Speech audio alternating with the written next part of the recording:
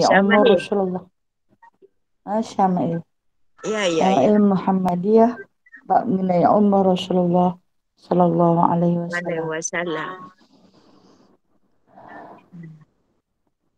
إلى حضرة سيدنا وحبيبنا وشفيعنا وزخرنا ومولانا محمد صلى الله عليه وسلم وكافة الأنبياء والعلماء والشهداء والصالحين وإلى جميع الأرواح المسلمين والمسلمات وإلى أرواح أبينا وأمنا. الفاتحة.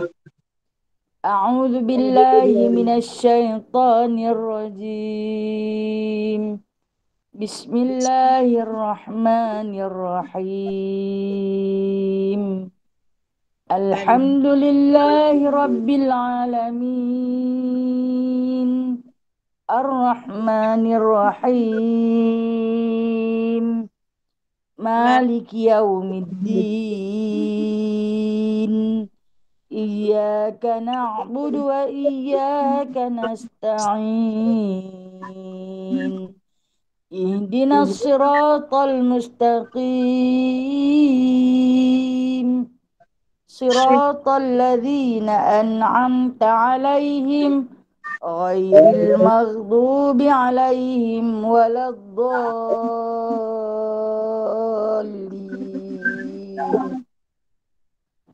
Amin. Surah Al-Kahfi ayat 101 hingga 110 nah. Ya. A'udzu billahi minasyaitonir rajim. الذين كانت أعينهم في غطاء عن ذكري وكانوا لا يستطيعون سمعا أفحسب الذين كفروا أن يتخذوا عبادي من دوني أولياء إنا أعتدنا جهنم للكافرين نزلا قل هل ننبئكم بالأخسرين أعمالا الذين ضل سعيهم في الحياة الدنيا وهم يحسبون أنهم يحسنون صنعا أولئك الذين كفروا بآيات ربهم ولقائه فحبطت أعمالهم فلا نقيم لهم يوم القيامة وزنا ذلك جزاؤهم جهنم بما كفروا واتخذوا آياتي ورسلي هزوا إن الذين آمنوا وعملوا الصالحات كانت لهم جنات الفردوس نزلا خالدين فيها لا يبغون عنها حولا قل لو كان البحر مدادا لكلمات ربي لنفد البحر قبل أن تنفد كلمات ربي ولو جئنا بمثله مددا قل إنما أنا بشر مثلكم يوحى إلي أنما إلهكم إله واحد فمن كان يرجو لقاء ربه فليعمل عملا صالحا ولا يشرك بعبادة ربه أحدا صدق الله العظيم. Selawat Anwar. Ya. Allahumma salli wa sallim ala نور الأنوار وسر الأسرار وترياق الأغيار ومفتاح باب اليسار سيدنا ومولانا محمد المختار وآله الأطهار وأصحابه الأخيار عدد نعم الله وإفضاله اللهم صل وسلم على نور الأنوار وسر الأسرار والترياق الأغيار ومفتاح باب اليسار سيدنا ومولانا محمد المختار وآله الأطهار وأصحابه الأخيار عدد نعم الله وإفضاله اللهم صل وسلم على نور الأنوار وسر الأسرار والترياق الأغيار ومفتاح باب اليسار سيدنا ومولانا محمد المختار وآله الأطهار وأصحابه الأخيار عدد نعم الله وإفضاله بسم الله الرحمن الرحيم رب اشرح لي صدري ويسر لي أمري واحلل عقدة من لساني يفقه قولي اللهم صل على سيدنا محمد وعلى آل سيدنا محمد اللهم صل على سيدنا محمد وعلى آل سيدنا محمد ربي يسر ولا تعسر ربي تمم بخير يا كريم سبحانك لا علم لنا إلا ما علمتنا إنك أنت العليم الحكيم إنك أنت السميع العليم إنك أنت التواب الرحيم أما بعد فيا عباد الله Alhamdulillah Alhamdulillah sahabat-sahabat yang dirahmati Allah sekalian, syukur sangat kita kepada Allah atas pinjaman Allah kepada kita. Hari ini adalah merupakan hari yang ke-19 Ramadan berlalu dalam hidup kita. Wallahu a'lam, tak tahu apakah kita akan menghantar dia hingga ke ujung ataupun notah-notah sedang menanti kita di hadapan. Namun anda ditakdirkan mati, mohonlah pada Allah, matikanlah kita dalam keadaan beriman.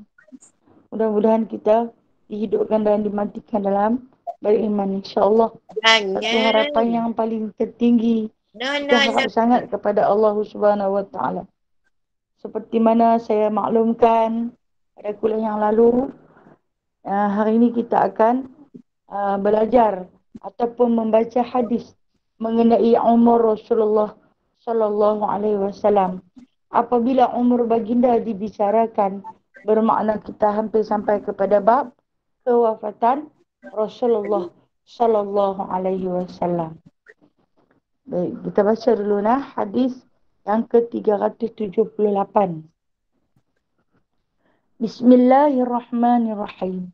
Haddatsana Ahmad bin Mani' qala haddatsana Rawh bin Ubadah qala haddatsana Zakaria bin Ishaq qala haddatsana Amr bin Dinar an Ibnu Abbas qala makasa Nabi sallallahu alaihi wasallam bimakkah salasa asyara sanah yuha ilaihi wa bil Madinah asyara atuwfiya wa huwa ibnu salasi wa sittin.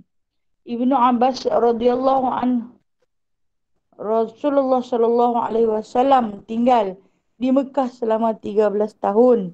Setelah baginda menerima wahyu, baginda tinggal di Madinah selama 10 tahun dan wafat pada usia 63 tahun. Ini salah satu hadis di antara beberapa hadis yang meriwayatkan mengatakan Nabi sallallahu alaihi wasallam wafat dalam usia 63 tahun. Walaupun ada pendapat-pendapat yang lain, tapi kita tengok sekali lagi.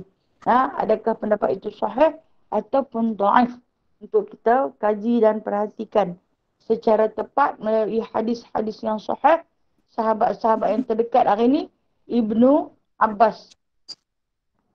Siapa dia? Ibnu Abbas sepupu Nabi SAW ataupun dipanggil sahabat kecil Nabi SAW yang mana pada hari kewafatan baginda SAW dia baru berusia 14 tahun.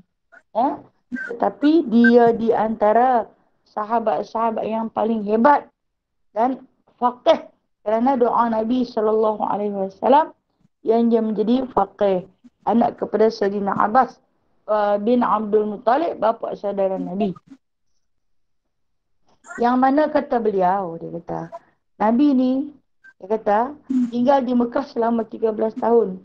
Selama 13 tahun saja kan Nabi tinggal di Mekah? Bukan. Maksud dia di sini, setelah Nabi dilantik menjadi Rasul. Nabi dilantik menjadi Rasul semasa berusia 40 tahun.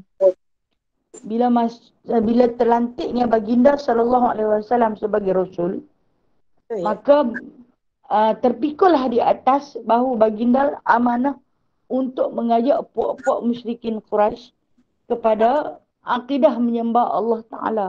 Meninggalkan penyembahan, mensyirikkan Allah. Jadi dalam tempoh itulah berlangsung selama 13 tahun.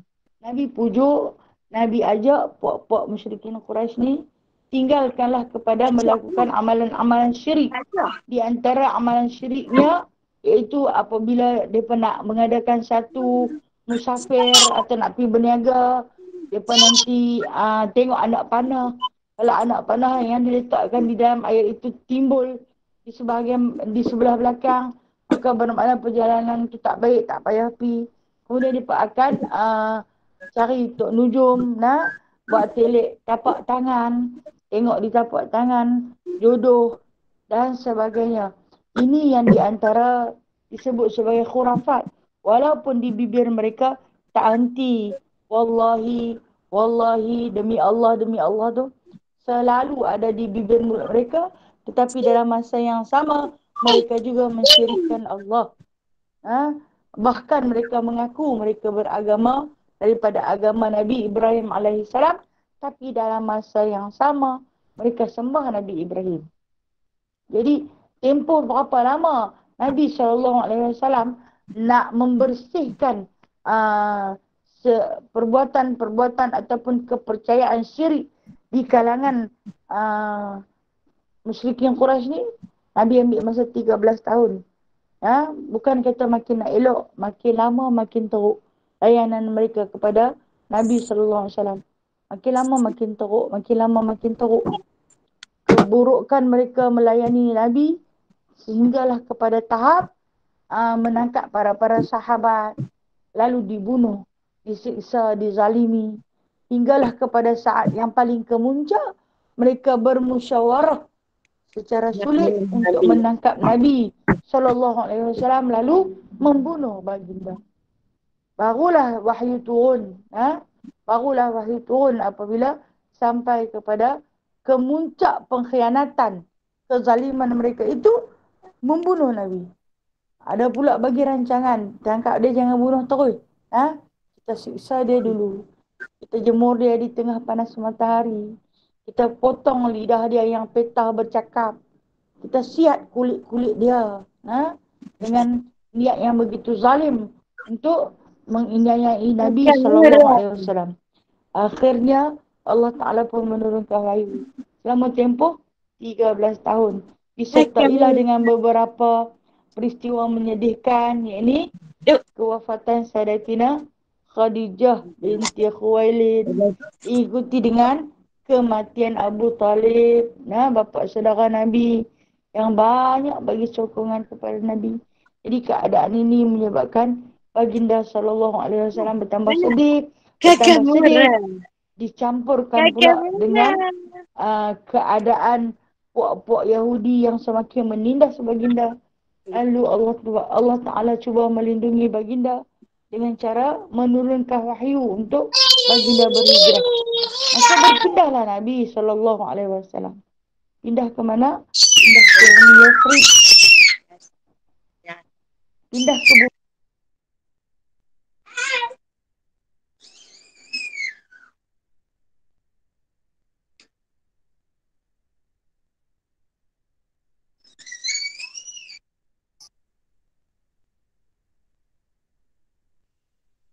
Assalamualaikum. Ustazah mute tu.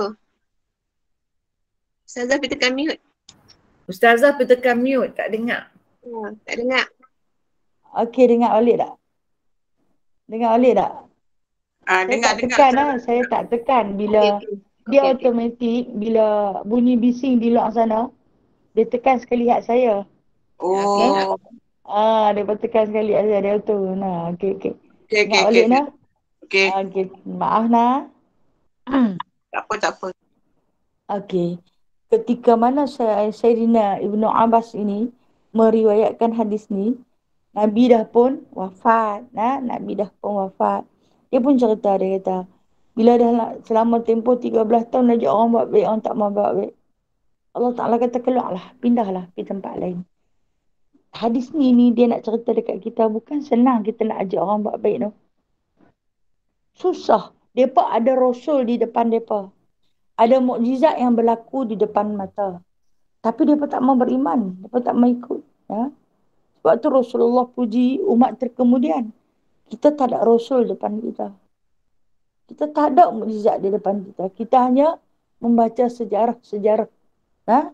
Sejarah-sejarah baginda sallallahu alaihi wasallam. Tapi kita beriman. Kita beriman dengan sungguh-sungguh. Dengan sepenuh hati bahawasanya dia itu adalah utusan Allah. Dan apa yang telah dibawa oleh baginda adalah benar. Itu yang Nabi kata, aku rindu sungguh nak bertemu dengan mereka. Jadi dalam tempoh 13 tahun, siapa pun tak mau dengar cerita Nabi. Dia kata Nabi pemohong. Dia kata Nabi buat sihir. Dia kata Nabi pengarang syair. Nabi baca Quran, dia kata Nabi pengarang syair. Yang mana kita hari ni tak pernah jumpa Nabi. Tapi kita agungkan Al-Quran. Kita raikan bacaan Al-Quran. Kalau kita tak ada wuduk, kita cari wuduk untuk sentuh dia. Walhal kita tak pernah tengok. Bukan nak puji kata, kita ni baik tapi nak bagi tahu. Kenapa Nabi merindu kita 1500 tahun yang lalu? Kenapa Nabi sangat-sangat merindu kita? Sebab kata Nabi tak pernah tengok aku. Tak pernah hidup sezaman dengan aku. Bahkan jauh sekali untuk melihat mukjizatku. Tapi mereka beriman dengan aku. Mereka percaya pada aku. Alhamdulillah. Allah Ta'ala letak kepada kita. Walaupun kita bukan di antara sahabat yang hebat. Bukan di antara sahabat yang dijamin syurga. Namun minta Allah Ta'ala kuatkanlah akidah kita. Teguhkanlah hati kita. Untuk terus kita berada di atas agama yang benar ini.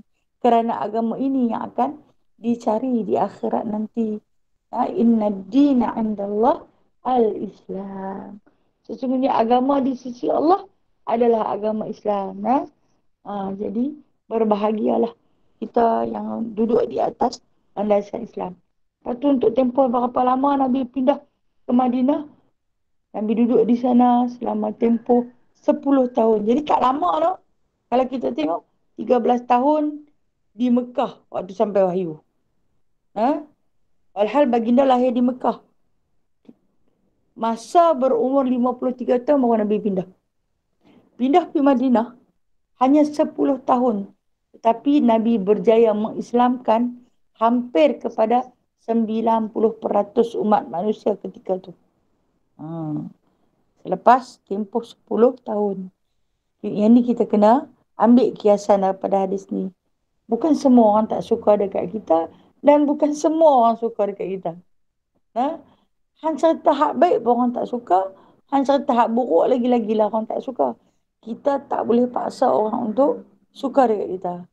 Yang kedua, dalam kita berdakwah, kadang-kadang orang yang terdekat ni tak boleh terima. Orang jauh boleh terima. Orang yang lain boleh terima. Kadang adik-beradik sendiri, payah kita nak dakwah. Tapi orang kita senang ajak. Adik-beradik sendiri, susah kita nak ajak. Sebab apa? Sebab dia tahu perangai kita. Dia duk kenal situlah.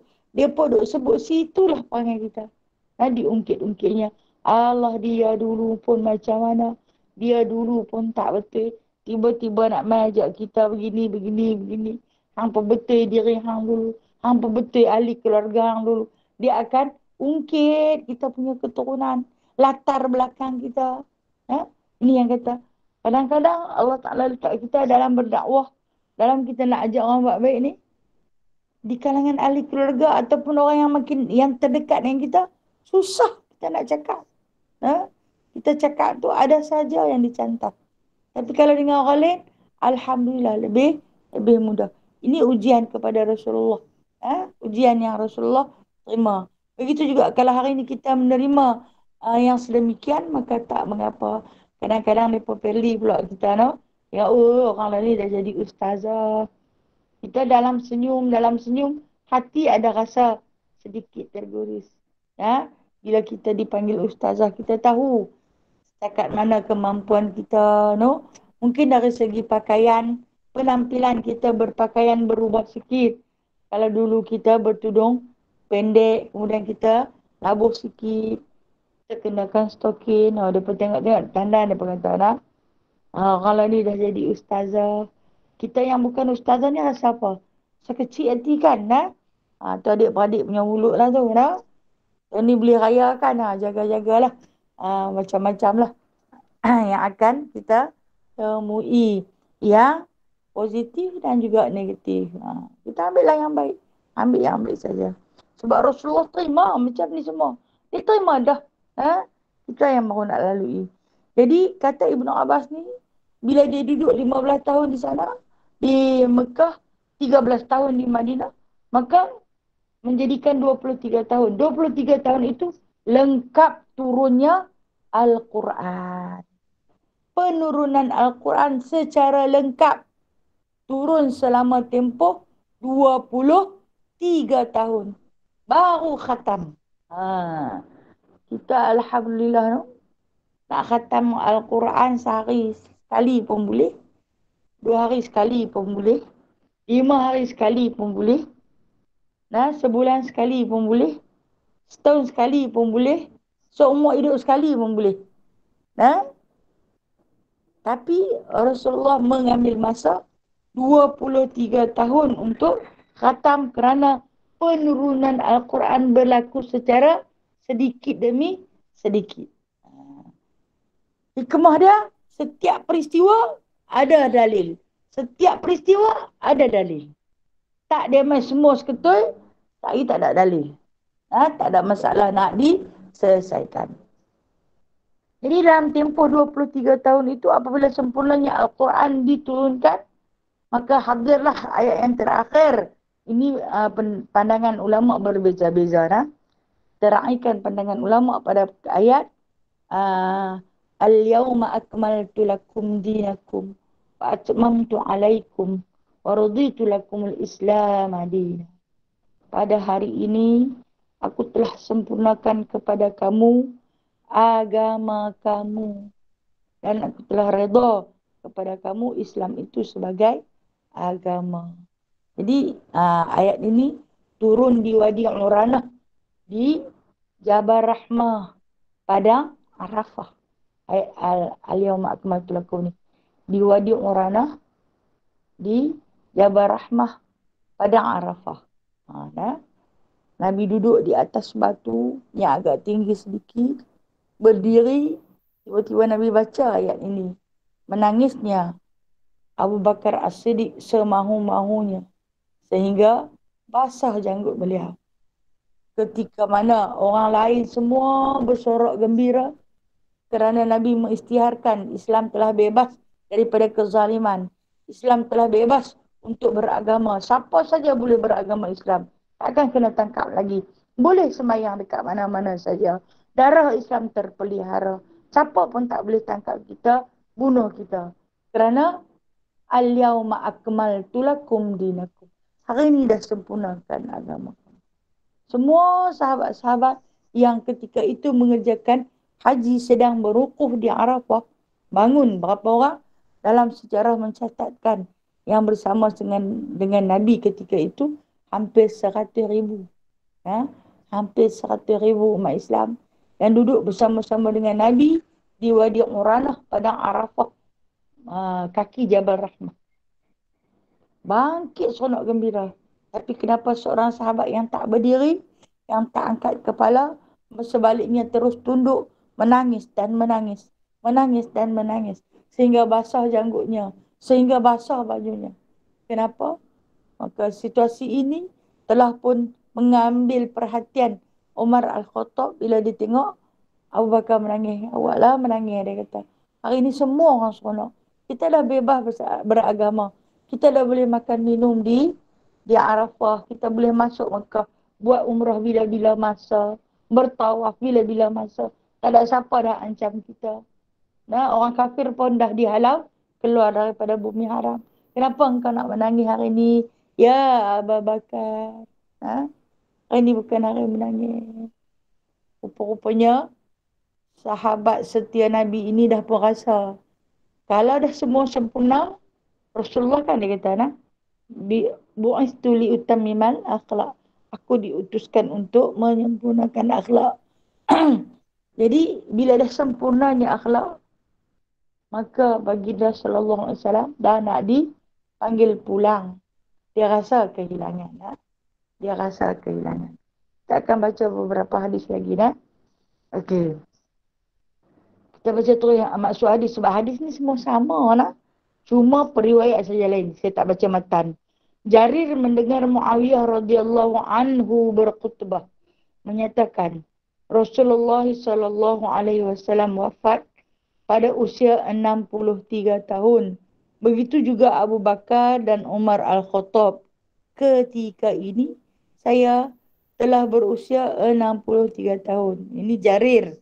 Jarir mendengar satu ketika dulu Muawiyah sedang baca khutbah. Waktu dia baca khutbah ni Rasulullah dah wafat. Dan dalam khutbah tu dia cerita, dia kata Rasulullah, Umar dan juga Abu Bakar telah pun wafat ketika mana berusia 63 tahun. Jadi beringatlah, dia kata umur dia lah ni dah 63 tahun. Umur siapa? Umur Muawiyah. Jadi macam kita lah. Bila umur kita sampai 63 tahun, kita beringat pada diri kita. Ni dah sampai sama dengan umur Nabi dah. Sebaya dengan kewafatan Nabi. Kalau Allah bagi lebih, Alhamdulillah. Isra untuk hidup lagi. Bersangka baik dengan Allah. Banyak lagi yang perlu kita sempurnakan. Banyak lagi hutang yang tak terlansai. Banyak lagi silaturahim yang tak terhubung. Banyak lagi kewajipan yang tak terqada. Jadi Allah Ta'ala bagi kita isra umur lebih lagi. Lebih lagi untuk kita bayar, untuk kita qada apa yang patut. Untuk kita lunas apa yang tertangguh. Sebab tu Allah Ta'ala bagi lebih lagi. Kita jangan berasa angkuh. Aku ni dah 70 dah. Patutnya 63 kalau nak ikut Nabi. Tak, fikir balik. Ada pasal bila Allah bagi lebih. Ni subsidi ni. Kenapa dia bagi subsidi? Kerana kita perlukan bantuan. Orang yang perlukan bantuan je dapat subsidi.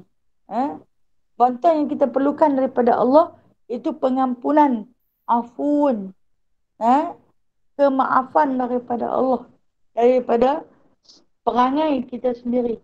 Maka mohonlah kepada Allah pada usia-usia yang lebih Tapi jangan kata tunggu lebih baru nak mohon ampun lah. Kita bermula daripada hari ini. Itu kata Muawiyah. Pun dia bagi tahu Nabi wafat umur 63 tahun. Hadis 380. Aisyah radhiyallahu anha menyatakan Rasulullah sallallahu alaihi wasallam wafat pada usia 63 tahun. Aisyah sendiri kata. Okey, yang ni bukan apa ni. Hadis-hadis ni untuk menguatkan kepada kita hujah. Kalau ada orang kata, siapa kata 63? Mana hadis? Mana hadis? Nah, sekurang-kurangnya kita yang belajar tak berapa selesai, kita yang belajar tak berapa nak bersanad ni, ada hujah untuk kita keluarkan. Ni ada hadis. Hadis 380. Aisyah kata, Rasulullah wafat ketika mana usia 63 tahun. Kemudian, tengok satu lagi hadis Ibnu Abbas.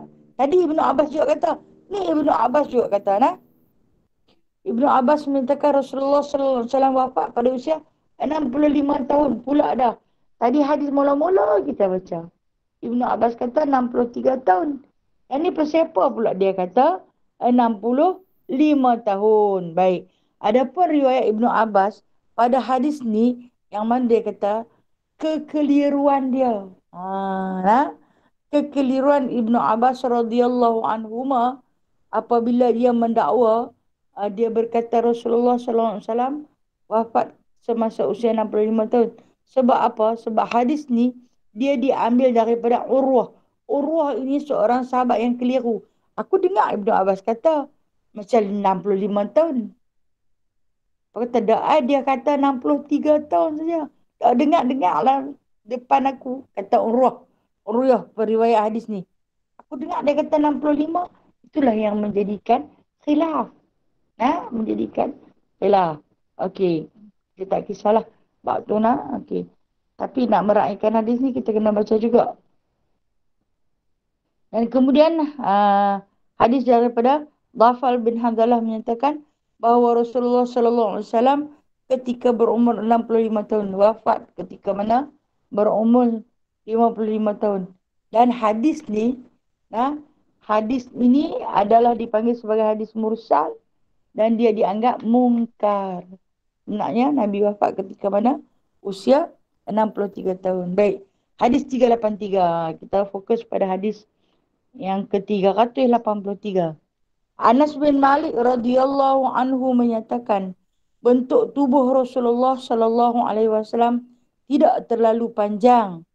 Ini tak terlalu tinggi dan tidak terlalu pendek. Ini tidak terlalu rendah. Kulit baginda tidak terlalu putih dan tidak terlalu gelap. Rambut baginda tidak kerinting dan tidak lurus terurai. Allah Subhanahu wa taala mengutuskan baginda ketika berusia 40 tahun. Baginda tinggal di Mekah selama 10 tahun dan di Madinah 10 tahun. Dan ketika wafat umur baginda memasuki usia 60 tahun. Sementara uban di rambut dan janggut baginda kurang daripada 20 helai. Kita jumpa. Ni satu lagi hadis yang kata Nabi wafat umur 60 tahun. Jadi ada 3 pendapat. Satu pendapat kata 63. Paling sahih 63. Ini dipanggil jumhur ulama. Sepakat para ulama mengatakan Nabi wafat ketika berusia 63 tahun. Ini pendapat paling masyhur. Kemudian ada juga yang kata 65.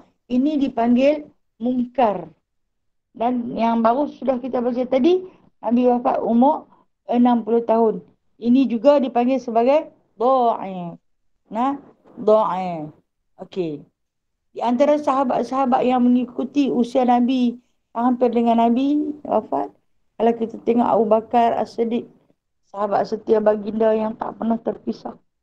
Daripada kecil berkawan baik. Umur dia muda daripada Rasulullah 2 tahun je. Muda 2 tahun. Dan ketika mana Rasulullah wafat, dia berusia 61 tahun. Dia nak jadi khalifah 2 tahun. Kok umur dia 63 tahun, dia pun wafat. Kemudian diikuti seorang sahabat, Umar bin Al-Khattab, menjadi khalifah selepas wafatnya Sayyidina Abu Bakar As-Siddiq. Pun lama tempoh umur 63 tahun juga wafat. Yang panjang umur khalifah ketiga Saidina Osman bin Affan 80 tahun. Dia wafat ketika mana usia dia 80 tahun. Kemudian diikuti oleh Saidina Ali bin Abi Talib, sepupu, menantu dan sahabat Nabi. 3 mandat tertinggi yang ada dekat dia. Pun wafat ketika mana? Dalam usia 63 tahun. Ali bin Abi Talib. Kemudian kalau kita kaji tengok sahabat-sahabat yang dijamin syurga. Contoh Talha bin Ubaidillah. Umur beliau 64 tahun. Zubair bin Awam. Umur 64 tahun. Abu Ubaidah bin Jarrah. Umur 58 tahun. Jadi kita jangan kata orang dulu-dulu umur panjang-panjang. Tak, selepas hadirnya Nabi SAW, kita ini diberi tempoh hayat tidak berapa panjang. Tahu umur kita panjang di mana? Di akhirat umur kita lagi lama. Dalam kubur lagi lama. Di mahsyar lagi lama. Sampai beratus-ratus tahun. Beribu-ribu tahun. Di dunia ni kita singgah rupanya dikatakan singgah sebentar ni. No? Yang kita pulun ni tempat yang kita singgah sebentar. Yang kita lupa, tempat yang kita nak pergi duduk lama. Kita kena set dalam minda kita. Apalah yang aku cari pada dunia, yang aku singgah saat saja. Benda kalau kita singgah, kita akan selalu kata, tak apa, saya tak perlukan sangat benda ni. Tak usah bagi banyak-banyak sangat. Sebab apa? Saya duduk saat saja, kan? Singgah saat saja, singgah saat. Kita akan kata macam tu. Jadi, berbeza dengan sifat kita yang wahan, kata Rasulullah, yang mencintai dunia ni. Kalau boleh nak pulun dunia saja, hingga lupakan akhirat. Walhal akhirat tu nak duduk sampai bila-bila. Alam barzah ni nak duduk lama, tak tahu berapa ribu tahun kita nak duduk. Berapa kata tu, selagi tak kiamat nak duduk di alam kubur. Akan terus disiksa. Akan terus diazab di alam barzah. Tapi kita tak ada persediaan untuk yang nak pergi duduk tempat lama tu. Sebaliknya, kita lebih bersedia untuk tempat yang singgah sebentar. R&R. Dunia ini ibarat R&R buat kita. Singgah dan rawat. Kita bawa bekal. Kita ada duit. Kita bawa bekal. Kita nak pergi makan di sana. Itu istilahnya. Dan begitu juga dalam kita melintasi persinggahan yang sementara ni, kita cari bekal. Sedikit harta yang Allah bekalkan kepada kita, itulah tambahan kita ke akhirat. Tempat yang akan kita sama-sama huni. Agar hidup kita lebih selesa di sana nanti. Ketahuilah sahabat-sahabat ukhuwah yang saya kasihi. Setiap wakaf kalian itu adalah umpama harta pencin yang akan kita dapat.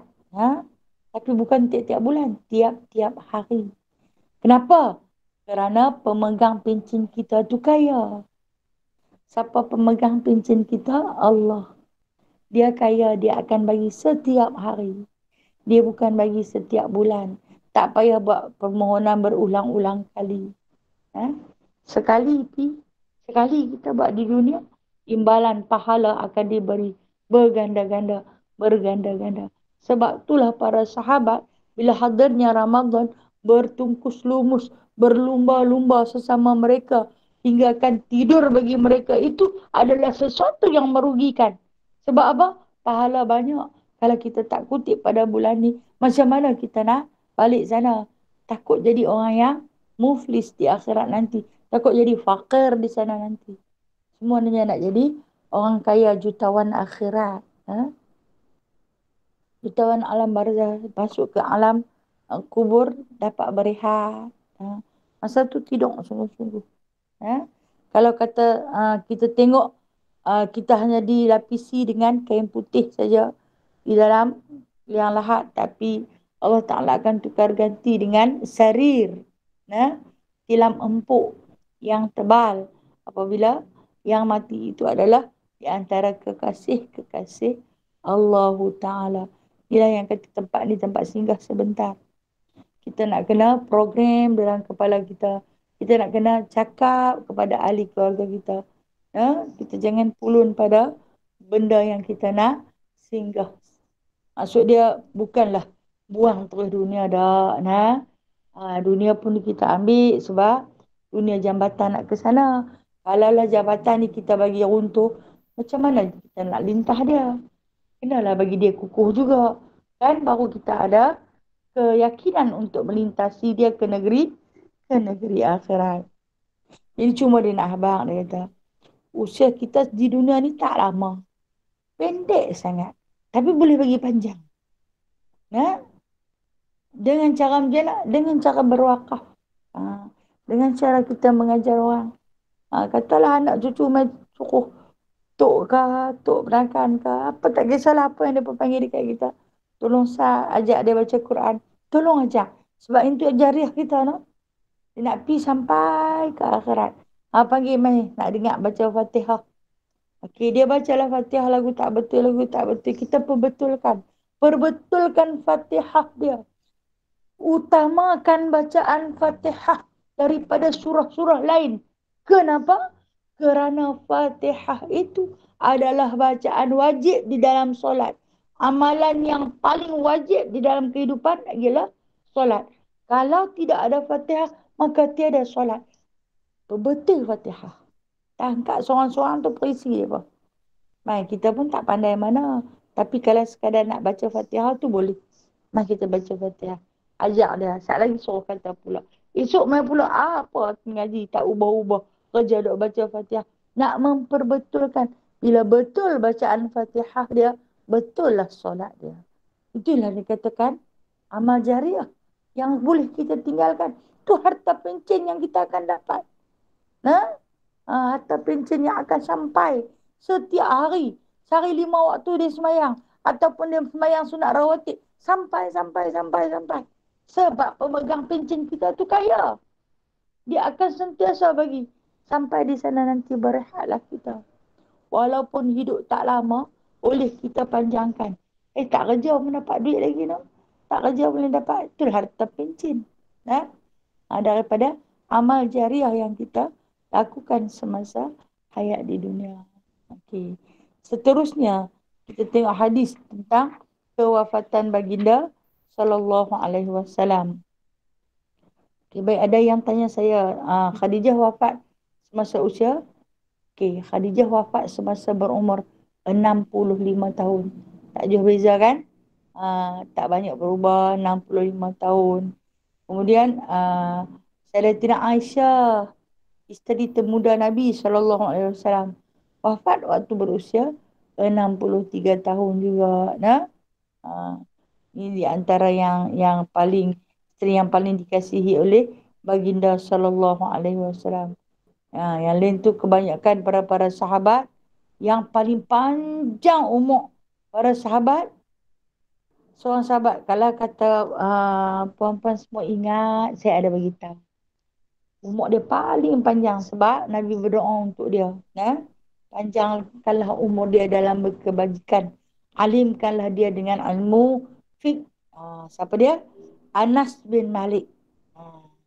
Anas bin Malik, saya kata anak angkat Nabi SAW. Umur dia berapa? 103 tahun. Umur dia paling panjang di antara para sahabat yang dekat dengan Nabi. Panjang sangat umur dia. Okey. Kita baca di antara hadis kewafatan Nabi SAW. Hadatsana Abu Ammar Al-Husain bin Hurais wa Qutaibah bin Sa'id wa ghairu wahid qalu hadatsana Sufyan bin Uyainah an Az-Zuhri an Anas bin Malik qala akhiru nazartuha ila Rasulullah sallallahu alaihi wasallam kashfu sattarati yawm al-ithnain fanadhartu ila wajhihi ka'annahu waraqatu mushaf wan nasu khalfa Abi Bakr fakada an-nasu an yattarabu fa asyara ila an-nasi an ittabatu Wa Abu Bakrin ya ummuhum wa alqas sajfa. Wa tuwfiya Rasulullah sallallahu alaihi wasallam in akhir dzalikal yaum. Anas bin Malik radhiyallahu anhu menyatakan, kali terakhir aku melihat Rasulullah sallallahu alaihi wasallam adalah ketika baginda membuka tabir rumah baginda pada hari Isnin.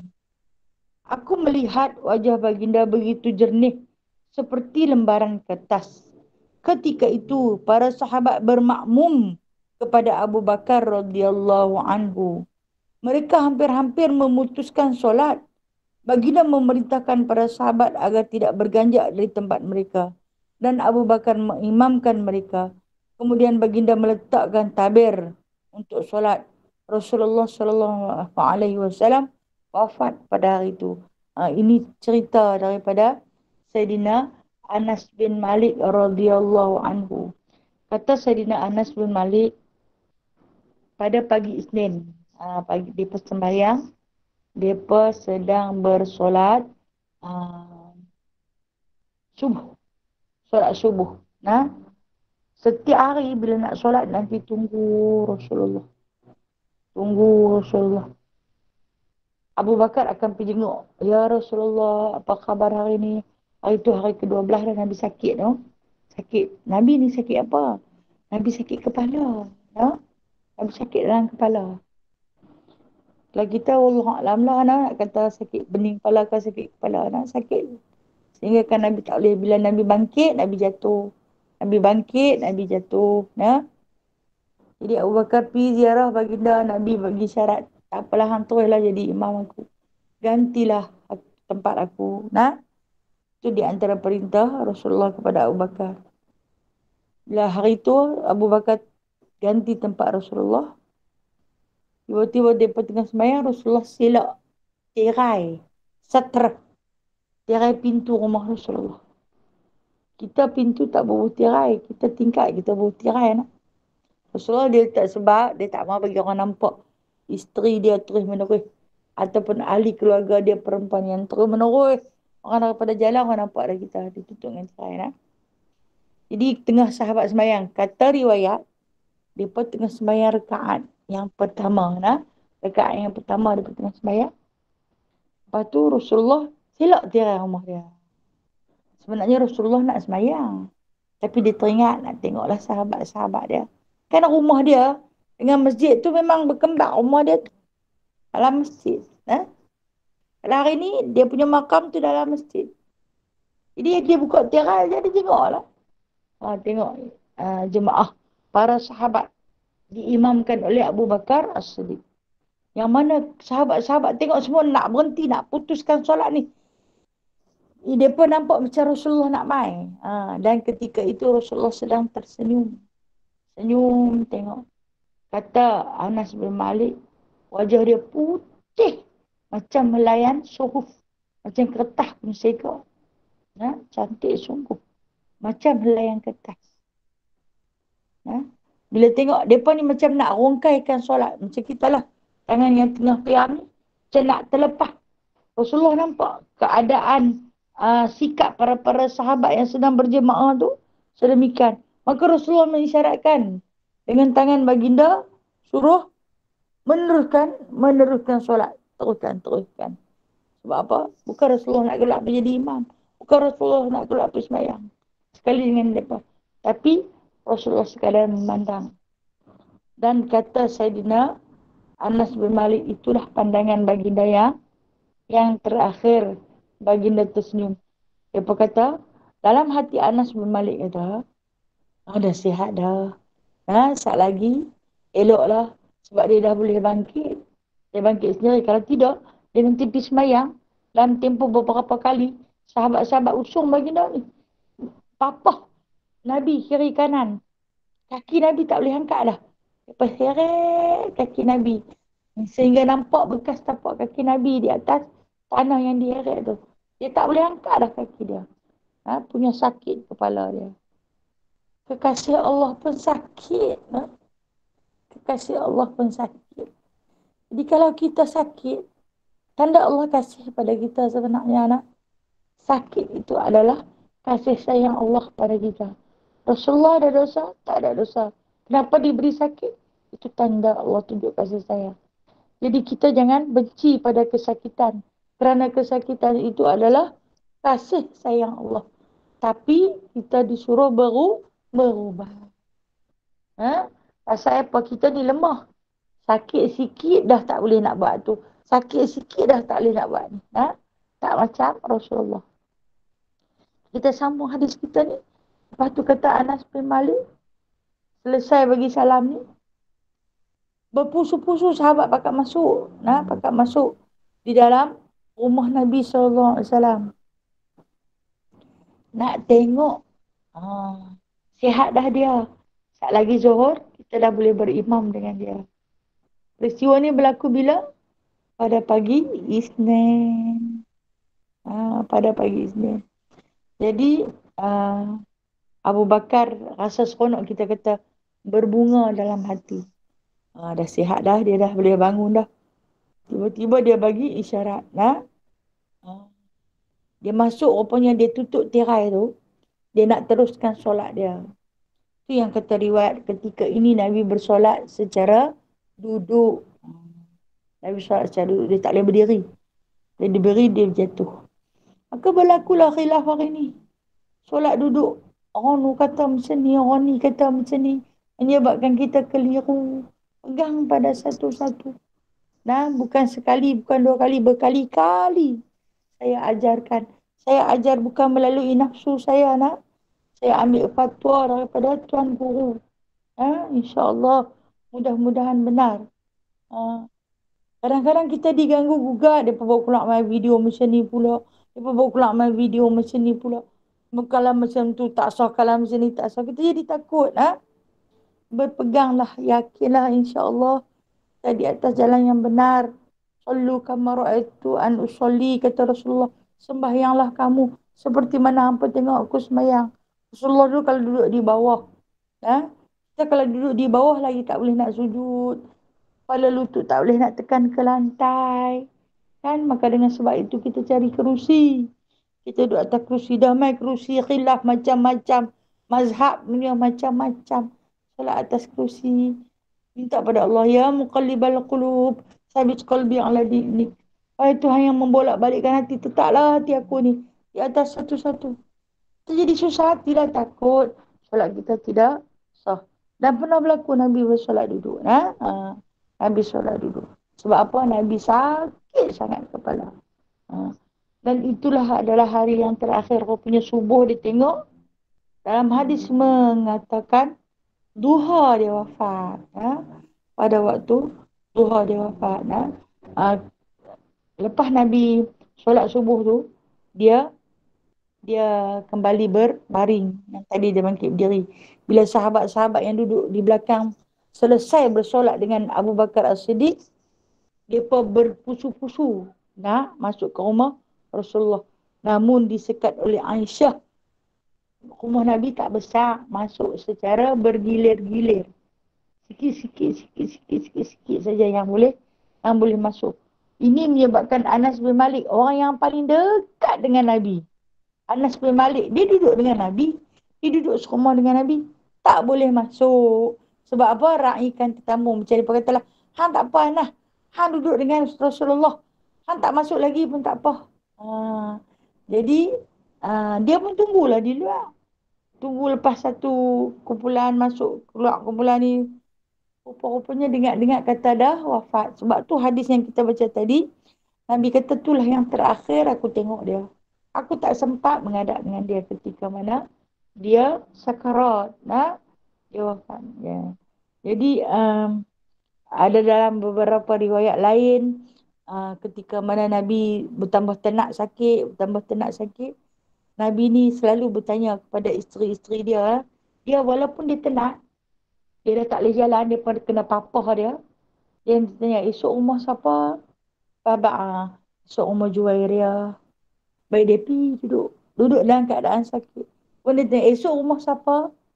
Esok rumah Safiyah. Pergi duduk rumah Safiyah. Esok rumah siapa? Esok rumah Saudah. Sambil dia bawa dia tu, dia pusung dia tu, mata dia melirik tepat ke rumah Sayyidatina Aisyah radhiyallahu anha. Rupanya dia nak balik rumah Aisyah. Sebab apa dia nak balik rumah Aisyah? Rumah Aisyah tu tepi Raudhah. Dia nak balik rumah Aisyah. Jadi para isteri faham sangat-sangat.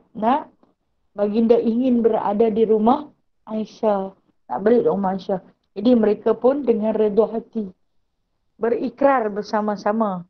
Para isteri, dengan ini kami redha ya Rasulullah untuk kau tinggalkan kami, menetap pada satu rumah. Orang dah sakit, tak usah duk usung pindah-pindah kata.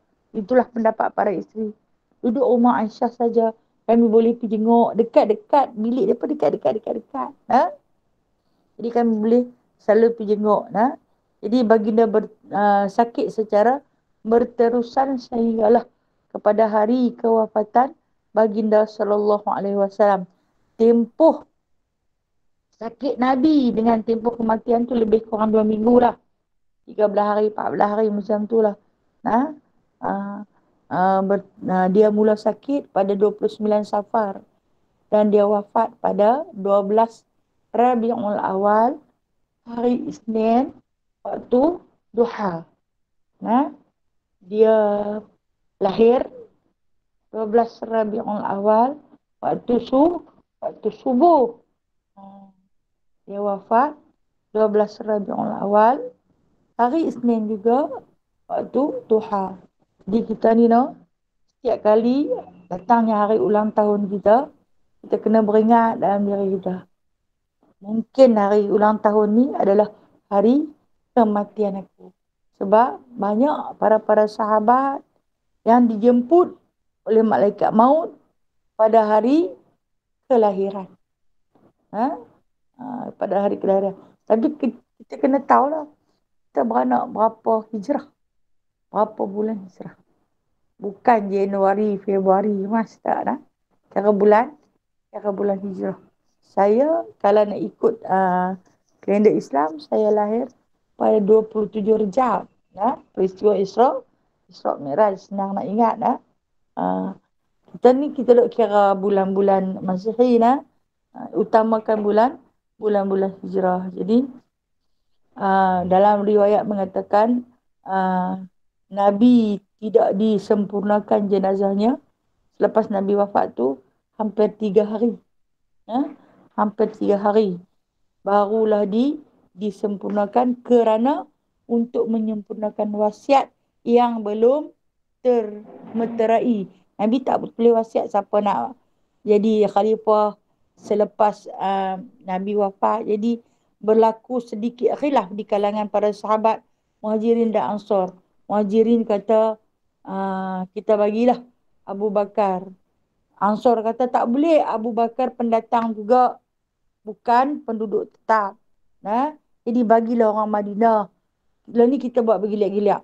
Tahun ni orang Madinah jadi khalifah. Habis 1 penggal, bagi orang Mekah pula jadi. Bagi secara adil. Masing-masing nak tunjuk siapa yang penduduk tetap lah. Orang yang lebih layak untuk menjadi khalifah. Jadi selama tempoh 17 kali Saidina Abu Bakar menjadi imam. Jadi dia tengok Rasulullah memang dia tak tulis wasiat siapa yang akan jadi khalifah selepas Rasulullah wafat. Jadi bila dia tak tulis wasiat, kita tengok berapa kali dia suruh Abu Bakar jadi imam. Dia kira-kira 17 kali Abu Bakar jadi imam. Dan 17 kali itu Rasulullah yang suruh.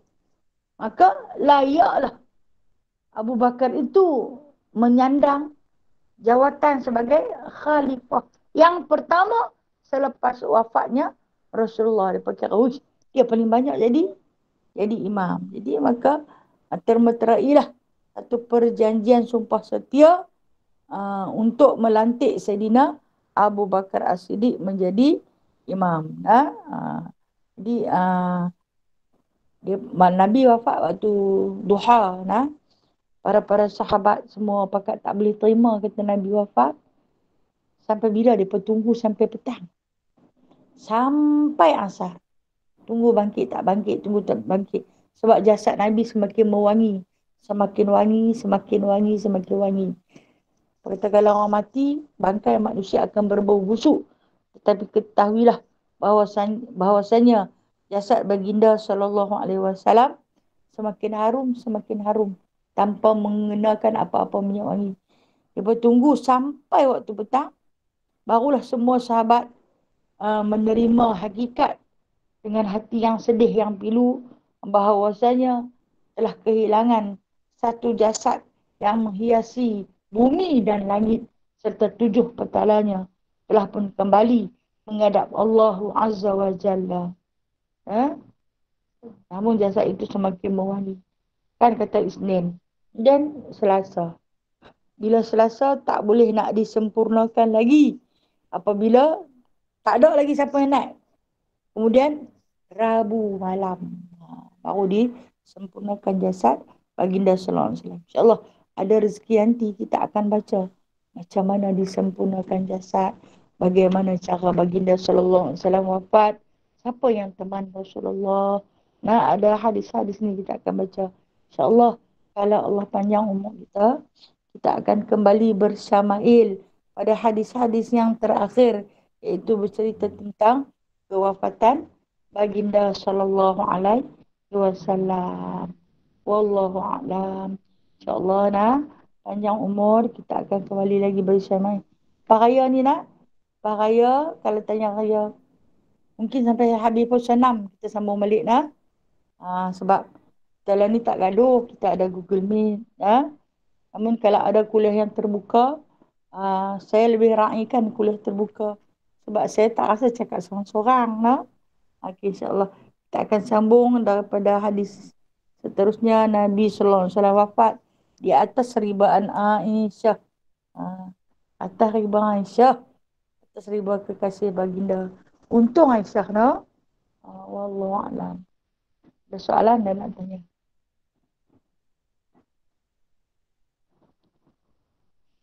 Okay, kalau tak ada soalan, kita baca doa. Doa akhir Ramadan. A'udzubillahi minasyaitonirrajim. Bismillahirrahmanirrahim. Alhamdulillahi rabbil alamin. Hamdan katsira, hamdan yuwafi ni'amahu wa yukafi'u mazidah. Ya Rabbana lakal hamdu kama yanbaghi li jalali wajhikal karim wa 'azimi sultani. Ya Allah, Ya Rahman, Ya Rahim.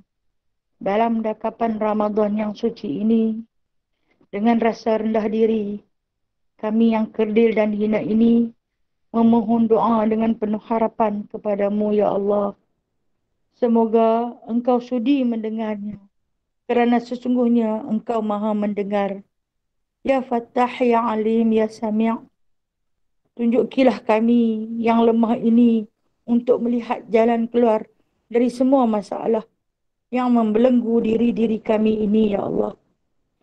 Bukakanlah hijab kepada kami yang tidak mampu kami melihat setiap kebaikan daripada kejadian dan takdir-Mu, Ya Allah. Ya Allah, Ya Qadir, takdirkanlah yang baik-baik untuk kami. Janganlah diuji kami pada masalah yang tidak mampu kami tanggung. Bukakanlah pintu-pintu rahmat-Mu kepada kami, Ya Rahim, Ya Fattah, Ya Alim. Ya Rabbi, Ya Zal Jalali wal Ikram. Sejahterakanlah kepada kami kesihatan yang baik, supaya dengannya kami dapat beribadah dengan sempurna kepadamu. Ampunkanlah segala dosa kami, kerana sesungguhnya diri-diri kami ini terlalu banyak dosa kepadamu dan kepada makhluk yang lain. Ya Allah, Ya Syafi, kami lupa kepadamu pada ketika mana kami sihat. Kami ingat padamu pada ketika kami sakit. Kami lupa padamu ketika mana kami senang. Kami ingat kepadamu ketika mana kami susah. Kami lupa padamu ketika mana kami gembira. Kami ingat padamu ketika mana kami sedih. Kami leka semasa muda. Kami menyesal ketika tua. Oleh itu ampunkanlah segala dosa-dosa kami, Ya Allah.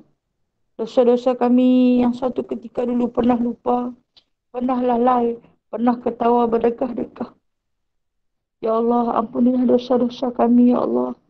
Ampunilah dosa-dosa kami, ya Allah. Berikanlah kekuatan kepada kami untuk melawan hawa nafsu dan dunia yang semakin melalaikan ini. Ya Rahman, Ya Rahim. Ampunkanlah dosa kedua ibu bapa kami, ya Allah.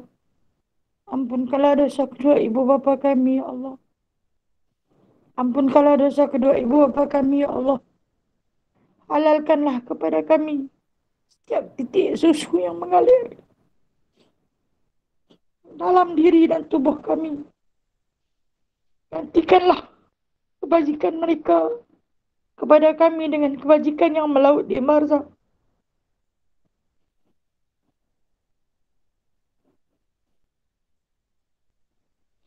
Ya Allah, kurniakanlah kebaikan kepada kedua ibu bapa kami, agar dengan sebab kebaikan mereka kepada kami boleh membawa mereka ke surga.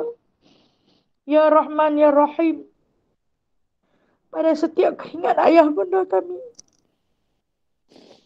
yang mengalir daripada tubuh mereka kerana membesarkan kami, Kau gantikanlah dengan keampunan yang membawa mereka ke surga, ya Allah. Gantikanlah kesengsaraan hidup mereka kerana membelah kami dan mendidik kami dengan kesenangan di sana nanti, ya Allah. Ya Allah, balaskanlah pengorbanan kedua ibu bapa kami dengan balasan syurga dan keluasan kubur. Ya Allah, kurniakanlah kepada mereka tempat yang paling tinggi di syurga-Mu. Ya Rahman, Ya Rahim, Ya Razak, Ya Fattah, Ya Ali. Kami juga memohon ampun untuk saudara-saudara kami yang berada di bumi-bumi Palestin, bumi Rohingya, bumi-bumi yang dijajah, bumi-bumi Islam yang ditindas. Selamatkanlah mereka, ya Allah. Anak-anak yang tak berdaya, wanita-wanita yang lemah, orang-orang tua yang sakit. Ya Allah, ya Tuhan kami juga memohon keampunan bagi pihak ahli keluarga kami, pasangan-pasangan kami, ya Allah, anak-anak cucu kami, sahabat-sahabat kami, guru-guru kami, dan mereka yang telah pergi ke alam barzakh terlebih dahulu daripada kami. Golongkanlah mereka di dalam golongan orang-orang yang beriman, dan redailah mereka, ya Allah. Jadikanlah lubang kubur mereka adalah di antara taman-taman syurga. Jangan Engkau jadikan kubur mereka adalah satu kawah daripada kawah neraka. Ya Allah, ya Aziz. Apabila giliran kami nanti dijemput pulang kepadamu, maka Kau ambillah kami dalam keadaan yang baik, dalam keadaan yang beriman, di husnil khatimah, dengan rahmat-Mu, dengan ampunan-Mu, Ya Rahman, Ya Rahim, Ya Rasyid. Jika ada di kalangan kami yang diuji dengan kesusahan ketika ini, Kau senangkanlah mereka. Jikalau ada di kalangan kami dan sahabat-sahabat kami yang diuji dengan kefakiran, Kau kayakanlah, ya Allah. Jikalau ada di kalangan sahabat-sahabat kami yang menderita ketika ini, ya Allah, Kau bahagiakanlah. Kalau ada di kalangan sahabat-sahabat kami yang diuji dengan kesakitan, sihatkanlah tubuh badan mereka, ya Allah. Ya Allah, ya Tuhan kami, jangan jadikan Ramadan ini Ramadan yang terakhir bagi kami. Tapi temukanlah kami lagi untuk kami memutik rahmat-Mu yang maha luas di muka bumi. Rabbana atina fid dunya hasanah wa fil akhirati hasanah wa qina adzabannar. Wassallallahu ala sayyidina Muhammadin walhamdulillahi rabbil alamin. Taqabbalallahu minkum. Assalamualaikum Ustazah. Terima kasih. Terima kasih, Zaza. Terima kasih Ustazah. Terima kasih, Zaza. Terima kasih. Saya minta maaf banyak-banyaklah Maaf, untuk semua ukhwah muslimah. Mohon maaf zahir dan batin.